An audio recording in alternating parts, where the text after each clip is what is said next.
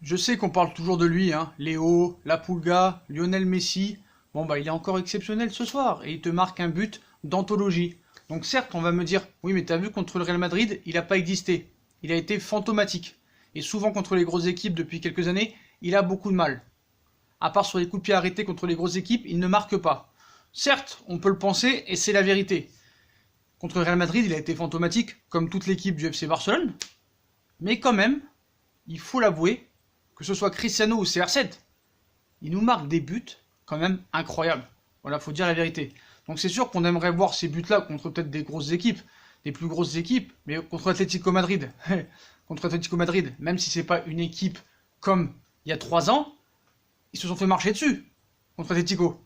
Il y a 3 semaines, si on se souvient bien, l'Atlético mérite 10 fois de gagner contre le Barça. Et qui te sauve, c'est Messi. Et ce soir, le but extraordinaire qu'il met, encore ses frappes de loin avec ses enchaînements, c'est tout à fait exceptionnel. Et ce qui est incroyable entre cette guerre de mastodonte entre Cristiano Ronaldo et Lionel Messi, c'est que les problèmes, c'est que c'est un jeu. C'est devenu un jeu. Ça veut dire que quand l'autre te met un but exceptionnel, l'autre te répond. Voilà. Quand c'est pas une reprise de volée de Cristiano Ronaldo, c'est une aile de pigeon de Messi. Quand c'est pas un extérieur du pied gauche pleine lucarne de Ronaldo, c'est une frappe du gauche magnifique de Lionel Messi. Quand c'est pas un retourné acrobatique de CR7, c'est un rush exceptionnel de Léo Messi. Là, on a vu que Ronaldo, contre la Samp, il vole. Il a carrément volé, hein. CR7, voilà. Il lui est monté dessus au défenseur de la Sampdoria. Et maintenant, Léo répond. Que va nous faire Cristiano Ronaldo ce week-end? C'est impressionnant, et je vous dis la vérité. Profitez-en. Profitez-en parce qu'ils sont plus proches de la fin que du début. Et je pense que quand ces deux-là ne seront plus footballeurs professionnels et qu'ils arrêteront leur carrière, eh ben on va s'emmerder. On va s'emmerder. Ah bah oui. Parce qu'après on parlera quoi? On parlera de Neymar, quelle coupe de cheveux il a fait, quelles sont les selles de Neymar, où il a été mangé Neymar, avec qui, comment, à quel anniversaire, voilà. Et pareil pour d'autres joueurs, donc il y a d'autres joueurs qui vont venir, hein, Kylian Mbappé, Neymar, on attend toujours un petit peu quand même, des Rashford, des Sterling, mais là, à ce niveau-là, moi, s'il y a des anciens hein, qui ont connu le roi Pelé, Diego Maradona, Michel Platini, Georges Weah, ils n'avaient pas autant de statistiques aussi exceptionnelles. Certes, Pelé, oui, mais il jouait dans le championnat brésilien et il a fini dans le championnat américain. Mais là, ce qu'ils font ces deux-là, c'est exceptionnel. Donc on va parler quand même un petit peu du match. Hein. Donc le FC Barcelone n'a fait qu'une bouchée de Alaves. Hein. Donc 3 jours après leur nul décevant face au Real Madrid, les Blaugrana ont raflé la mise ce soir 4-1 hein, face à Alaves au Camp Nou. Antoine Griezmann, Arturo Vidal, Lionel Messi et Suarez ont permis au Barça de s'imposer. Un succès qui permet aux hommes d'Ernesto Valverde de consolider leur place de leader. Donc dans le cadre de la 18e journée, hein, le FC Barcelone accueillait Alaves au Camp Nou. Après le nul concédé face au Real Madrid 0-0 en début de semaine, les hommes d'Ernesto Valverde souhaitaient relancer la machine pour conserver leur place de leader. Comme d'habitude, hein, le technicien ibérique s'appuyait sur un 4-3-3 et titularisait notamment Samuel Umtiti, Carles Alena et Arturo Vidal. Côté Alaves, hein, tenu en échec par Leganés 1 partout. Le week-end dernier, Acier Garitano optait pour un 4-2-3-1 avec le seul Lucas Pérez en pointe.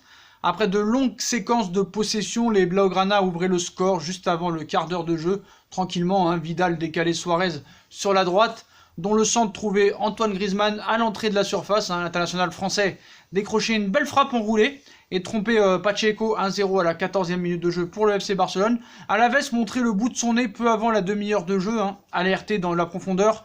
Wakaso fixait Umtiti dans la surface, mais voyez le cadre se dérober sur sa tentative à la 28e minute de jeu. Rarement inquiétés, hein, les Barcelonais géraient tranquillement le match hein, sur un compte Griezmann échangé avec Messi, donc il y a de plus en plus de passes entre Léo et Antoine. D'ailleurs, depuis quelques matchs, hein, souvent les 3 marquent, hein, voilà, que ce soit Suarez, Griezmann et Messi. Donc voilà, et je voudrais parler encore de cet éclair de génie de la Pulga, hein, vraiment. Bah, pour moi, de toute façon, ça résume bien les choses. Hein. Pour moi, le Barça, c'est Messi. Voilà, faut changer le nom. Donc on sait que Bartomeu hein, ne briguera pas un autre mandat. Voilà, je pense que ce sera son adjoint qui va se présenter. D'ailleurs, il ne pourra pas se présenter. Donc sans le mafieux Bartomeu, mais il y en a d'autres mafieux. Hein. Quand c'est pas Laporta, c'est Sandro Rossell. Quand c'est pas Sandro Rossell, c'est Bartomeu. Et quand ce sera pas Bartomeu, ce sera un autre. Donc, on va parler un petit peu de l'éclair de génie signé Messi. Donc la Pulga hein, qui s'infiltre dans la défense et voyez sa tentative longer la ligne des buts gardée par Pacheco à la 38e minute de jeu. Juste avant la pause, le Barça creusait l'écart à l'entrée de la surface. Messi alertait Suarez qui décale Vidal. La frappe du milieu chilien ne laissait aucune chance à Pacheco, 2-0 à la 45e minute de jeu. Au retour des vestiaires, le Barça se faisait surprendre par son adversaire. Rioja décalé sur la gauche, Oscar Duarte dont le centre trouvait la tête de Pionce qui trompait Ter Stegen. Donc 2-1 à la 58e minute de jeu. Une réduction du score qui semait un peu la zizanie au sein des Blaugrana. Suite à une mésentente entre Ter Stegen et Gérard Piqué, le ballon revenait sur Rioja dont la frappe passait à côté alors que le but était vide. 58e minute de jeu, quelle occasion pour Alaves qui aurait pu revenir au score.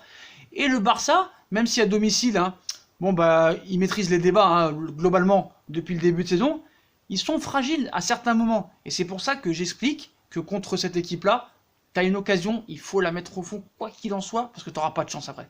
Tu n'auras pas de chance. Il y a de l'arbitrage qui peut compter, qui peut te tomber dessus. Tu as une frappe de Messi ou un geste magique de Messi qui va te prendre la tête.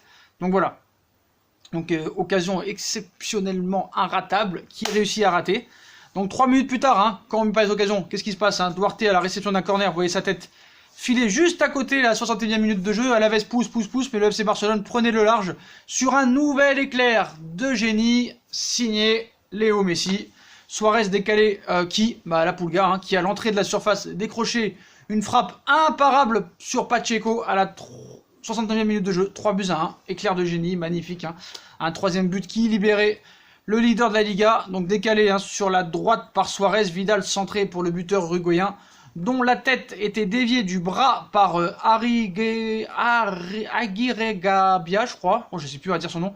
Aguirre Gabria, excusez-moi.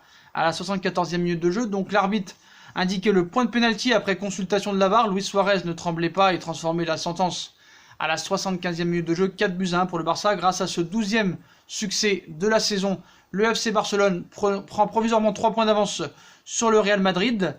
Donc que penser de ce match? Une équipe d'Alaves assez faible. Voilà. Bizarrement, la VAR elle a marché aujourd'hui.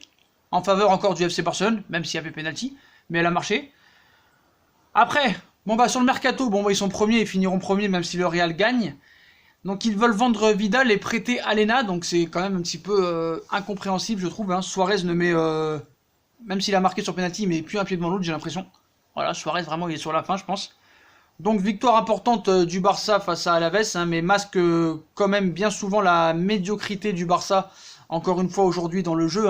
Un Barça encore très faible dans le jeu, dans la continuité du match de mercredi face au Real Madrid. Valverde encore sauvé par ses individualités, comme d'habitude, et sauvé surtout par son pendentif Lionel Messi.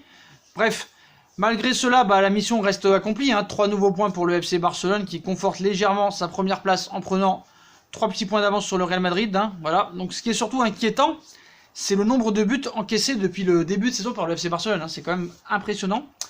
Je pense que Arturo Vidal, faudrait lui offrir peut-être une place de titulaire. Le but formidable de Messi entouré de 4000 joueurs, c'est impressionnant. Alena, j'ai trouvé très bon aussi. Umtiti, Umtiti, moi je suis pas impressionné. Des fois il est agaçant. Franchement il est agaçant. Des fois il a vraiment, comment dire, il va vraiment défendre beaucoup trop haut, je pense. À chaque fois laissant souvent piquer seul en fait, seul à la course. Et c'est compliqué.